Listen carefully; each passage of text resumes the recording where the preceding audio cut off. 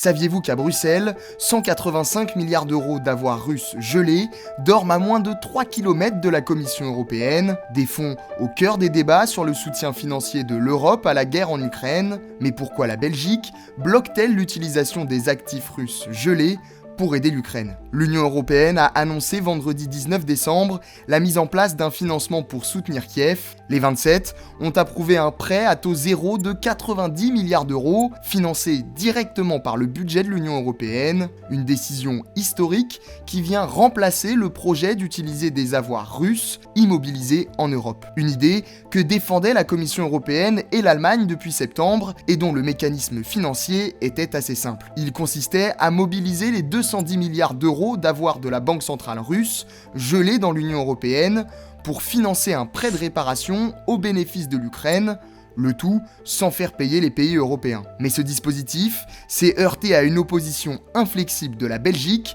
qui héberge plus de 80% des fonds russes immobilisés en Europe.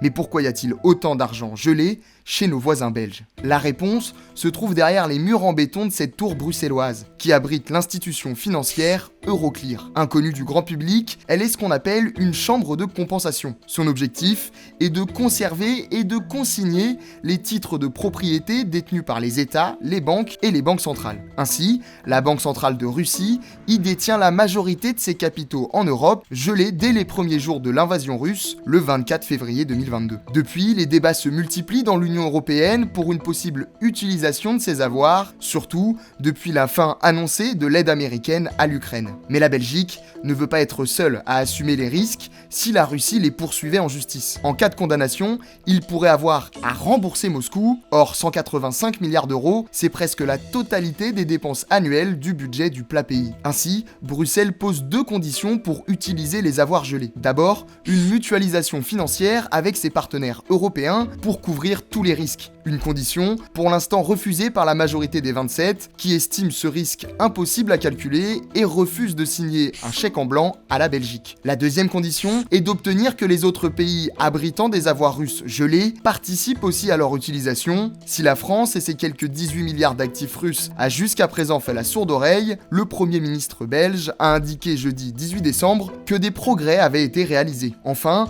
Euroclear aussi est réticente et pose une troisième condition, disposer de toute la liquidité nécessaire pour faire face, si besoin, à une demande de remboursement. En tout cas, les négociations autour des avoirs russes gelés ne sont donc pas finies, surtout si la guerre en Ukraine continue de s'éterniser.